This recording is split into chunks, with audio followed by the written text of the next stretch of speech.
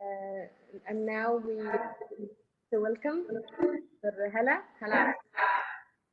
الو Hello. يعطيكم الف عافيه وميرسي على هالمجهود اللي عملتوه لتطلعوا المؤتمر باحلى انطباع. Merci Vicky. Thank you so much for this. Although I know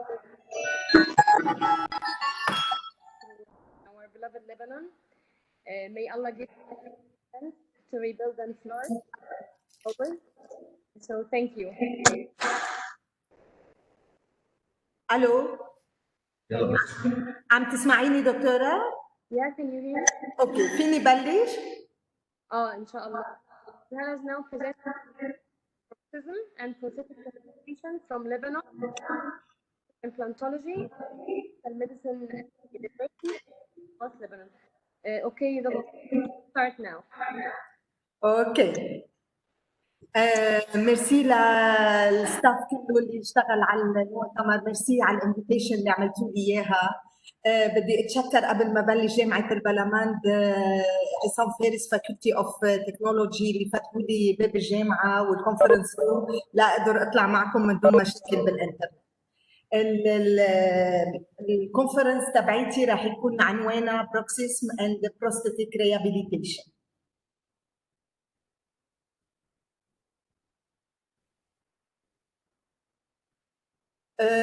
رح بلش بكم كيس بالكلينيكال اكزامينيشن للبيشنت اللي بيجوا لعنا، وبعدين رح نعطي شوي ديفينيشن عن البروكسيس وهاو تو تريت ات. اوكي؟ an abnormal alignment of the teeth caused by uneven tooth wear. We can here see all anterior teeth on the same line, and usually we have lateral is 1 millimeter above this line. Here, another cases, we have flattened and worn tooth surfaces, which may reveal the underlying yellow dental layer. 37 years old woman with a severe wear on posterior teeth, and we can see the occlusal surface is completely flat with no structure on this occlusal surface. Here we have a heavy loading with severe abrasion to surface of severe abrasion on canine and lateral due to porcelain opposite crown and absence of posterior support. We can see the dimension vertical of occlusion is decreased. Fracture of palatal cusp and mesial angle of veneer composite on lateral and central. Here also another cases with a fracture of porcelain on central incisive and occlusal surface of molar and premolar. Mechanical failures reported in case of prosthetic restoration on natural teeth include loss of retention, fracture of material. Fracture here of the bridge and unsealing of postboard. We can see is no space and the decreased vertical dimension of occlusion. So when the patient comes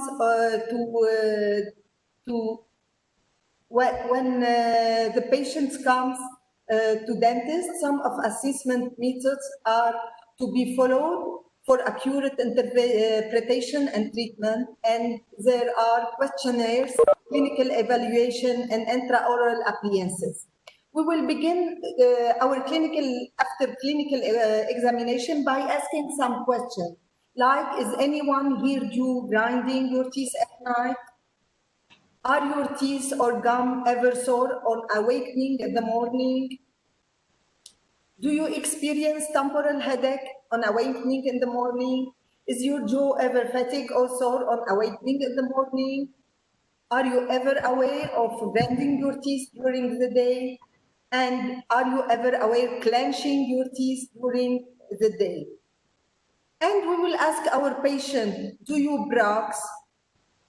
This is a difficult question because a large percentage of adults and the children are unaware of their bruxism activity and thus fail to identify themselves as a bruxers. Bruxism is a condition where a person grinds and clenches his teeth unconsciously. Two big terms, grinding and clenching.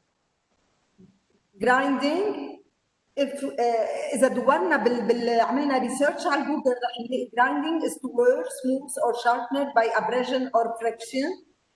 Grinding is using grinding is abrasive cutting is using for gears. بنقول كمان grinding teeth. Clenching is to press or to be pressed tightly together, especially with anger, and so as to suppress a strong emotion. Here, with a reference to the teeth. الموفمنت تبع الجرايندينج teeth is left and right and forward and backward. Clenching teeth is beating down.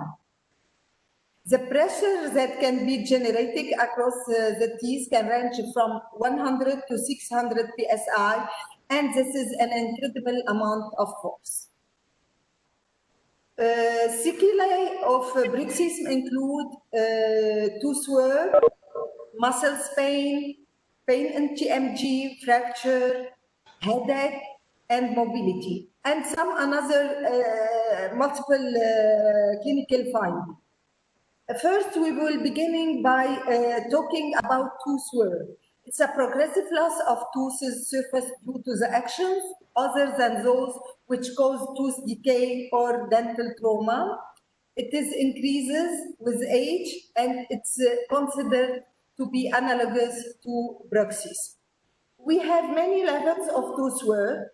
First one, no wear or negligible wear of enamel, obvious wear of enamel or wear throat to enamel to dentin in single spots, wear to the dentin up of 1/3 of the crown height, and finally pronounced occlusal tooth wear with a visible dentin. Tooth wear is considered by three phenomena: erosion, attrition, and abrasion. Another clinical finding, and it's very specific clinical finding, is torus and exostosis. بنلاقيهم دائما عند البيشنت اللي عندهم bruxism. بنلاقيهم على المانديبل وعلى الماكسيلاري جو. Symptoms include pain or tenderness on temporomandibular joint and masticatory muscles, limitation of mouth opening ability and increase of muscles activity. بيصير عندنا كمان hypertrophy للmasseter muscles. الكلينيكال فايندينج على التمبرومانديبولار joint هي الكليكينج and blocking of the temporomandibular joint, limitation للjaw opening و restriction للjaw movement. The prevalence range للبruxism بالpopulation is from 8 to 31%, and the children from 14 to 20%. And bruxism is a commonest of many parafunctional activity of the masticatory system. Many definition للبruxism راح نلخصهم نحن بانه البruxism it's an involuntary, non-functional, rhythmic or spasmodic gnashing, grinding, and clenching tooth due to repetitive unconscious contraction of masticatory muscles. When it occurs, انت بحس المريض انه عم يعمل bruxism. It can occur during daytime, ساعتها بنحكي عن awake bruxism. It can occur on a sleeping time, بنحكي عن sleep bruxism. Awake bruxism is commonly a semi-voluntary clenching activity, and it will be associated with life stress. ممكن يكون عند نفس البيشنت عندنا awake bruxism و sleep bruxism، نحكي عن combined bruxism. Bruxism is listed in International Classification of Sleep Disorder and it's the third common form of sleep disorder right behind sleep token and snoring. بدي احكي عن الاواك بروكسيزم هو اكثر عند الفيميل منه عند الميل، كثر ما بيعصبوا الستات بالنهار. And what are the reasons of grinding teeth? الاتيولوجي عندنا psycho-social factors like anxiety and stress. ممكن تكون peripheral factors like tooth interference and dental occlusion. وممكن تكون pathophysiological factors. Factors which have been indicated as having an increased risk of bruxism: lower age, tobacco, الكحول، الكافيين، كلهم فينا نحطهم انه هن بيزيدوا لنا الريسك انه bruxism. There is many scientific reports about the coexistence of bruxism, stress, and the psycho-emotional disorder. After this introduction about the bruxism, about the etiology والfactors, about the clinical finding, بدنا نشوف كيف بنعمل prosthetic rehabilitation للبيشنت اللي عندهم bruxism. Management of bruxism مثل أي cases بيبدي by diagnose and planning، ننتقل ل provisional phases، بعدين نعمل control للocclusion، choose the final treatment and follow up for the cases. Provisional diagnosis, we have to complete our oral examination by making an intra and extraoral photos, نعمل cast, functional analysis, and make occlusion registration. We have to notice a general health condition and behavioral aspect. Treatment will be discussed with the patient. We have to make an occlusal adjustment like iSinent and oral rehabilitation. مشان behavioral changes صعب شوي، يمكن نطلب من البيشنت يغير عاداته، ولازم مرات يكون في pharmacological approach. اذا في وجع كثير ممكن نعطيه some medicine. التريتمنت ما بننسى انه عندنا provisional treatment. البروفيشنال treatment to determine the final treatment. البروفيشنال treatment ممكن يدخل فيه الكراون لانسز، نعلي الدي بي او، increase the vertical dimension. ممكن يكون البروفيشنال treatment with fixed or removable prosthesis. ما ننسى انه التريتمنت تبعنا ما فيه يستغني عن السبلنت اللي بدي احكي عنهم هلا مع البروفيشنال prosthesis والفاينل prosthesis. Occlusal splint have been considered as the first line of management for preventing dental grinding doses and tooth wear in case of sleep bruxism. These splints have different names such as occlusal guide, bite guard, bruxism appliance, night guard, occlusal devices, and they classified by hard and soft. We choose hard لأنه الهارد أحسن نشتغل فيهم. الsoft difficult to adjust than hard split. بنحكي كمان إجمالا بيكونوا محطوطين على الماكسيلاري جو and هني very effective to reduce the bruxism activity. Mouth guard are obtained through visit to the dentist for measuring, fitting, and ongoing supervision. هون فينا نشوف كيف عندنا indentation after ما المريضة بتعمل grinding and clenching. After after 2 months بنلاقي عندها indentation حتى على النايت جارد، عامله عندنا deep bite وعندنا heavy load.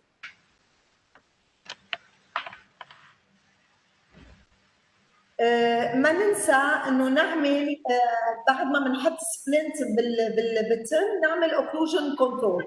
لازم كل السيرفاس اوكلوجن اوبوزيت جو يدقوا عنا على السبلنت تبعي.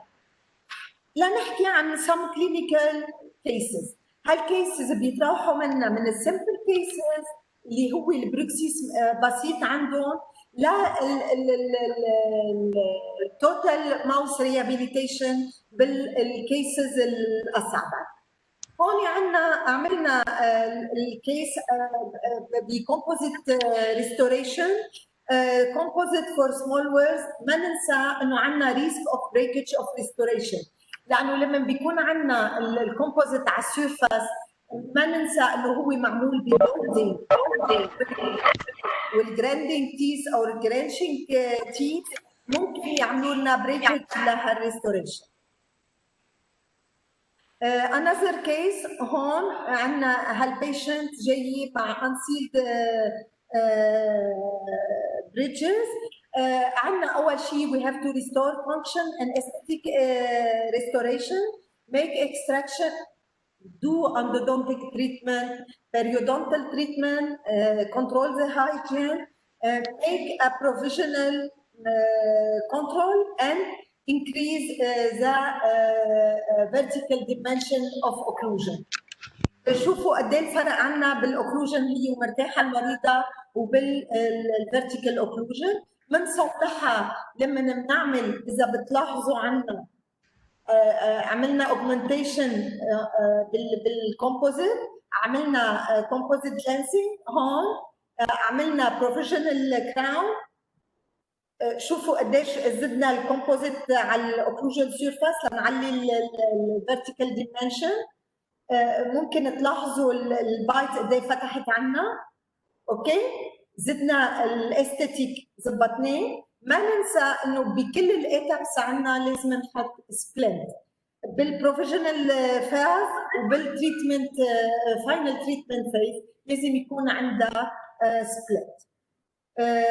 When prosthetic intervention is indicated in a patient with bruxism, effort should be made to reduce the effect of likely heavy occlusal loading and the component that contribute to prosthetic structure integrity. Case هون عملنا full mouse provisional crowns, temporary crowns، علينا الاوكلوجن وهون حطينا الزيركون عنه. before and after.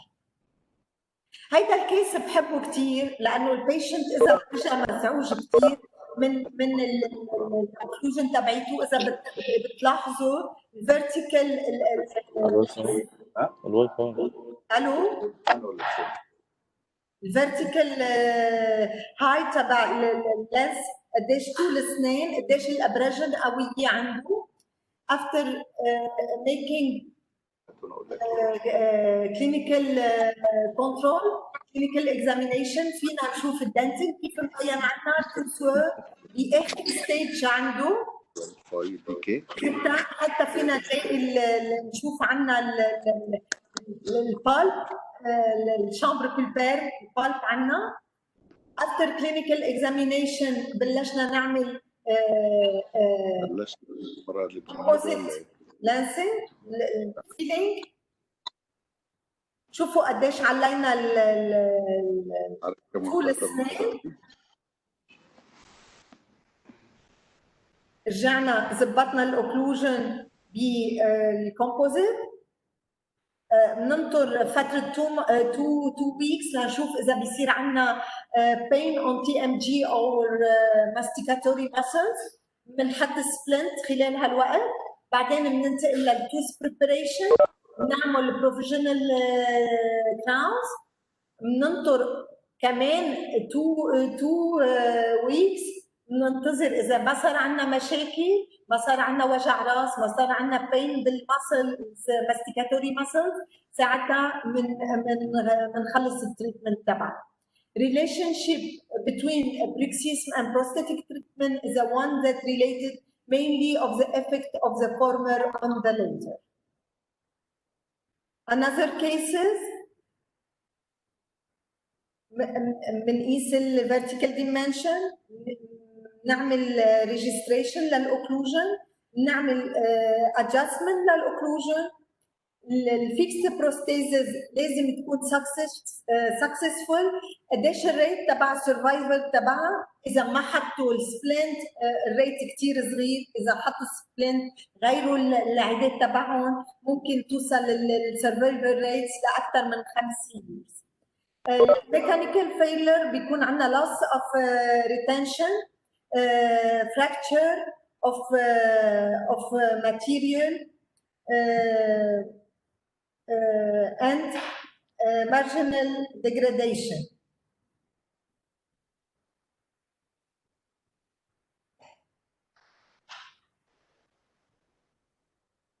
نعمل توس بريباريشن هون ماتيريال. ليش الماتيريال عندنا للفاينل تريتمنت نقينا الميتال؟ لانه الميتال او الميتال سيراميك ريستوريشن seems to be the safest choice in cases of high load condition. Also under extreme conditions there is no material that will last for too long.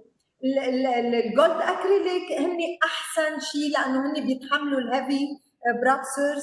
الزيركونيا عندهم ريسك انه ينكسروا. الفينير is too shitty. اوكي. preparation, control of metal, control of occlusion, final treatment.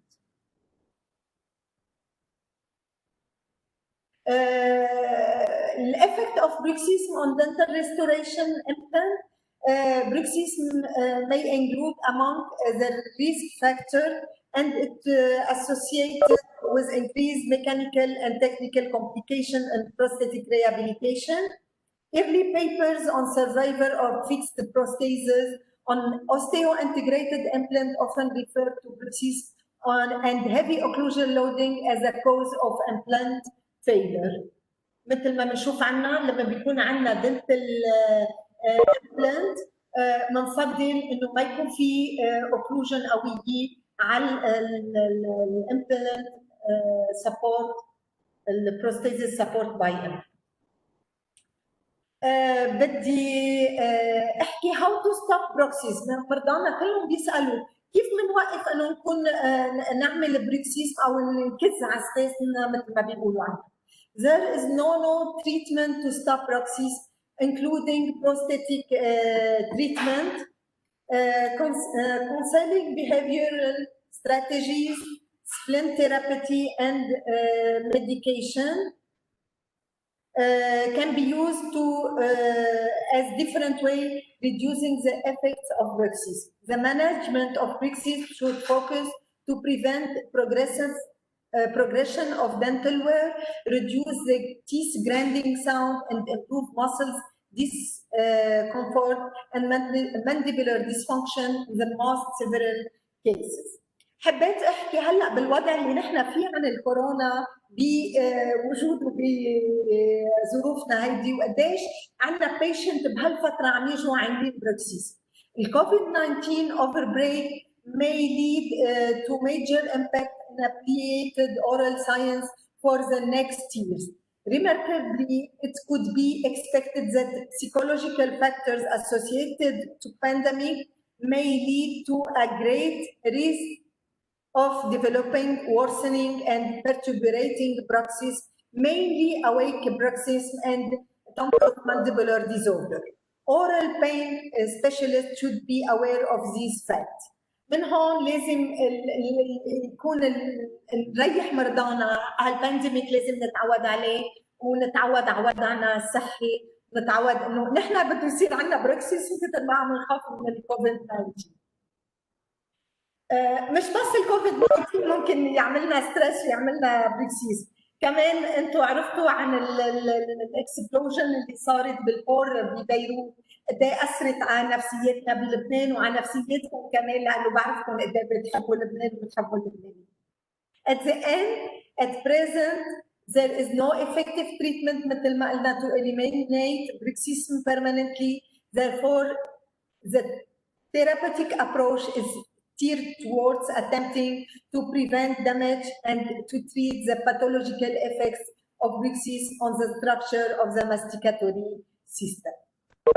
حبيت بالاخر حط لكم صور على الانفجار تبع بيروت كيف كان البور قبل كيف صار بعد. للاسف وضعنا محزن شوي، بس بنقول ترجع ان شاء الله بيروت وبيرجع لبنان مثل ما كان.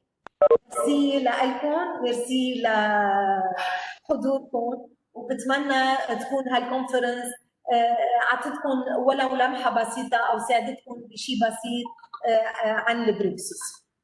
ثانك يو. شكرا جزيلا دكتورة هالة. بس كان في سؤال من دكتورة سارة ضياء نعم بتسأل حضرتك. نعم تمام. تفضل. دكتور سارة بتسأل حضرتك how to increase How to increase vertical dimension of occlusion. ايوه مظبوط. عظيم. رح رد السلايدز شوي.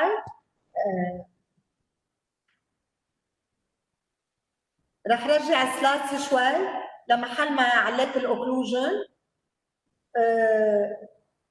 نحن بنلاقي الفيرتيكال ديمنشن اوف اوكلوجن هي ومرتاحه المريضه. لازم يكون الفرق بين الفيرتيكال ديمنشن اوف اوكلوجن هي ومسكره تمها والفرق بينها وبين هي ومرتاحه 2 ملم. فلازم نعلي بالبروفيشنال تريتمنت بالبروفيشنال كراون، نعلي الكراون عندنا لحتى تصير الفيرتيكال ديمنشن اوف اوكلوجن 2 ملم ل 3 ملم بس. اوكي؟ بالكومبوزيت اول شيء، وبعدين بنعليهم بالبروفيشنال كراونز. في صورة أوضح يمكن عندي هون. لحظة. إذا بتلاحظ هون عليناهم أول شيء بالكومبوزيت لحتى أخذنا الفيرتيكال ديمنشن يكون بالأوكلوجن وبالريست الفرق بيناتهم 2 ملم ل 3 ملم بس، وبعدين عليناهم بإنه عملنا بروفيشنال كراون. إذا بتلاحظ حطينا كراونز هون من اكريليك كراونز لحتى علينا كل الاوكلوجن. لاحظ كيف عليناهم بالكراونز. اذا في اي سؤال اذا منه مفهوم اللي حكيته ممكن عيد. تمام يا دكتور. تمام. شكرا جزيلا دكتور هالة. يمكن مشيت كثير بسرعه، يمكن مشيت كثير بسرعه، خفت انه الوقت يسبقني. ما بعرف اذا كانت كله مفهوم. تمام يا دكتور. تمام. السلام شكرا عليكم. جزيلا. اتفضل دكتور محمد. اتفضلي يا فندم. اتفضلي يا دكتور. دكتورة هالة عبود، كنت حابة في البداية أرحب بحضرتك. معاكي دكتورة هالة هزاع. ميرسي، أهلا وسهلا. أهلا بيكي حبيبتي، منورانا ومنورة مصر، وإن شاء الله كلنا دعواتنا لبيروت وللعرب كلهم إن شاء الله نبقى جميعا في أحسن حال. حبيبتي ان شاء الله كله بيرجع مثل ما كان وبنشوفكم باول مؤتمر بيصير. اللهم امين اللهم امين. دلوقتي بس انا ليا سؤال يمكن تعقيبا على سؤال دكتوره ساره. هو الجزئيه اللي مش واضحه هي الطريقه نفسها. يعني انا جالي المريض دلوقتي وهو بيشتكي من العلامات اللي انا استنتجت منها ان هو عنده بارا فانكشنال هابت. نعم. انا قدامي المريض حالا بوضعه الاوكلوجن في ديفكت. فهاو كود وي دايجنوز الريست بوزيشن للبيشنت؟ ازاي اقدر استنتج او اقدر اوصل انه الاثنين او الثلاثه مللي دول هم اللي هيتموها؟ هل انا ببدا مع البيشنت بتاعي باني بحط سبلنت مثلا لفتره شيء على اساس اني اشوف هل الوضع ده مريح للبيشنت ولا لا، ولا الطريقه ازاي؟ هو الابروتش بس في الجزئيه دي في التريتمنت بلان هو اللي محتاج توضيح من سيادتك. انا راح شكرا. اول شيء اذا المريض موجوع وعم يشكي من بين بالماستيكوتري ماسلز، اول شيء لازم نعمله بنحط له سبلنت، لانه السبلنت كان انه هو له نفس الافكت مثل الميديكيشن. انا ما بحب كثير الميديكيشن. بنحط له سبلنت، ننطر اول شيء انه يرتاح وبعدين بنبدي بالبروفيشنال تريتمنت. البروفيشنال تريتمنت انا عاده اذا بقدر احط كومبوزيت علي العضه بالكومبوزيت بعليها. قديش بدي اعليها؟ رح فرجيكي هون، قلت لك الصوره فرجيكي كيف بناخذ الاوكلوجن. اول شيء بنحط 2 بوينت بينت عندكم على سكرين. ما ظهرش. بينت عندكم على سكرين؟ ما ظهرتش يا دكتور. لحظة.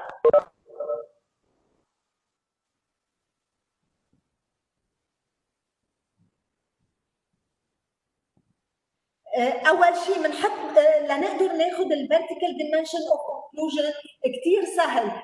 أوكي بينت عنكم؟ ايوه بانت.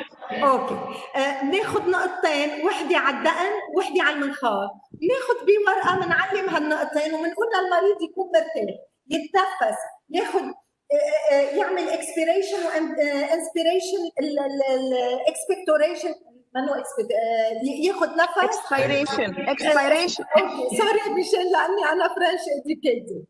بعدين بنعلم علينا قديش الاوكلوجن هو مرتاح، بنرجع بنطلب منه يسكر تمه وبنعلم عنا على نفس الخط هو ومسكر، ببين عنا الفرق عاده لازم يكون بين هو ومسكر وهو مرتاح 2 ل 3 ملم ماكسيموم. اذا كان عنا اكثر من هيك شوفوا هون الفرق كان شي 4 أو 5 ملم، نحن علمنا عنا انه لازم يكون على 2 ملم. اوكي فبنعلم عنا وبنعلي له العضه بالكومبوزيت. اول شيء بننطر اسبوعين، ما عمل مشاكل، ما وجعه راسه، ما عمل مشاكل بالمسلز تبع الماسيتر او تمبورومانديبولار ماسلز، ساعتها بناخذ هالاوكلوجن هي ريفرنس وبنكمل الفاينل تريتمنت عليها. ما بعرف اذا واضح. واضح يا دكتور وبجد ميرسي جدا. في كمان سؤال ليا انا بس. تفضلي. وضحتيها في البرزنتيشن في البدايه انه there is a link between the patient that has a parafunctional habit and اللي هي التورس mandibularity. What is the link? It's not clear to me. Is it explained or not explained? Just a finding. سوري ماني عم بسمعك مزبوط. بدك الكلينيكال فايندينج تبع تمبورومانديبولار جون ديزوردر؟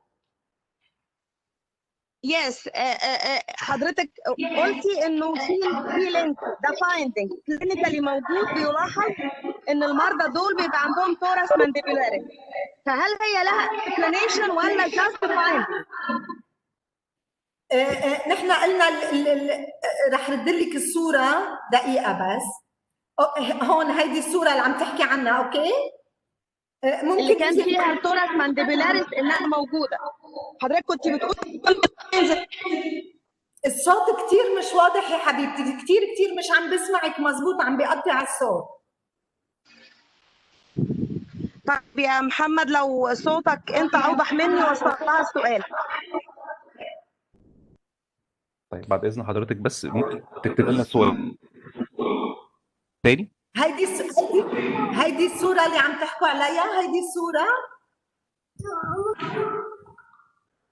قال انه حضرتك وضحتي ان تورس مانديبولاريس بتبقى موجودة نوتس ده عند هؤلاء البيت. اوكي تورس مانديبولاريس. اوكي انا كل المرضى اللي اجوا لعندي عندهم ايوه بالضبط هي دي الصورة. ما بدي اقول 100%، ما بدي اقول 100%، بس اجمالا المرضى اللي عندهم بريكسيس بتلاقي عندهم تورس مانديبولار مثل هيدا، او بتلاقيه بالماكسيلر بتلاقي اكزوستوزس، يعني العظم بيعمل كتله منا موجعه، ما في بين عليها ولا بتاذي، بس هي بتعمل مشاكل بعدين لما بده يحط ريموفبل بروستيزس بالايد، بس هي ما بتوجع ولا شيء. وانا لاحظتها عند تقريبا 80 ل 90% من المرضى اللي عاشتهم للبروكسيس بتلاقي عندهم تورس او اكزوستوزس. اوكي يا دكتور ميرسي جدا لحضرتك. ما مضطرين نعالجها ولا مضطرين نشيلها لانه لا بتوجع ولا شيء. حتى ممكن كثير مرات يجي المريض عم يسالنا شوفوا شو طالع تحت اللسان يا حكيمي، شوفي شو طالع لنا تحت اللسان او بسقف الحلق، ما تخافوا منها، هي ما بتوجع ولا مأذية ولا كانسر، هي ريفلكس لها البروكسيس، لها الكلانشنج والجراندنج اللي بيعمل. تخيلي هالقوه اللي عم يعملوها على طول على اسنانه ممكن تعمل هالافكت هيك.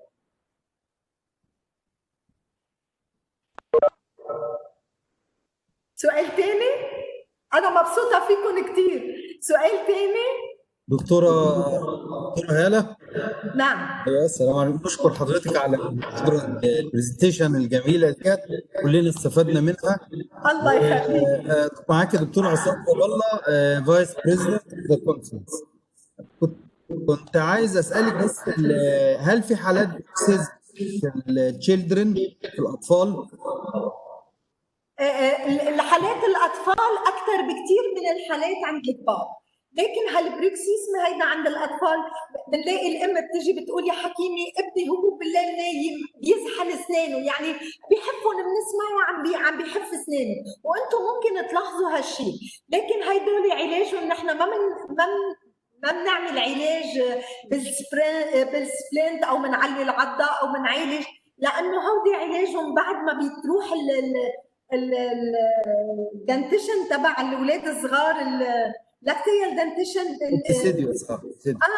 بعدين بده يجي على البيرمننت دنتيشن، ساعتها بدها تغير كل العضه عنده، فهي بتكون مرحله ترانزيتوار انتقاليه بين انه يكونوا عنده اسنان الحليب واسنان المضبوط.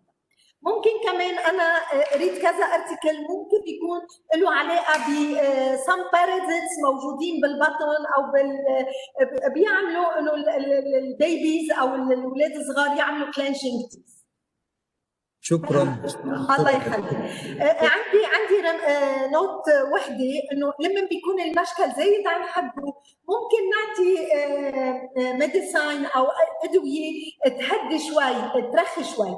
انا ضد الميديسن، انا بقول العلاج للكبار بالسبلنت بيعطي مثل الميديكيشن، لما الكيس بيكونوا سيفير ساعتها بده بسيكولوجيكال اتنت، يعني يروح عند حكيم نفساني يعالج له المشاكل النفسيه، بس اجمالا مشاكلنا اللي موجوده عندنا نقدر نحلها بالطريقه الاوكلوجن اللي عندنا بالسبلنت، وانه نعمل اوكلوجن ادجستمنت للكيسز اللي عندنا.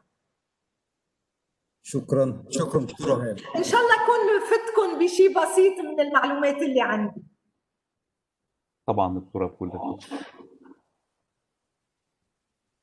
نشكر حضرتك شكرا جزيلا على وجودك معنا الله النهارده. يخليك، ميرسي لكم على استضافتكم لي، انا سعيده كثير فيكم وبتشكر كل الستاف تبعكم، كل الاكيب اللي اشتغل على تنظيم هالمؤتمر. دكتوره رغم المصاعب اللي واجهت حضرتك الفنيه طبعا انك تكوني معانا النهارده عشان الظروف اللي بتمر بيها لبنان الحبيب، ونتمنى طبعا ان يكون صلوا لنا ظروفنا كثير صعبه، صلوا ان شاء الله يا فندم، وتشرفينا في مصر في جامعه الدلتا باذن الله قريبا ان شاء الله. الله يخليك، باذن الله موفقين ان شاء الله. ان شاء الله. شكرا. باي باي. ألف سلامة. وتقدم برضو للشكر للزميله الدكتوره آية إيهاب اللي كانت معايا في السيشن الاولاني النهارده.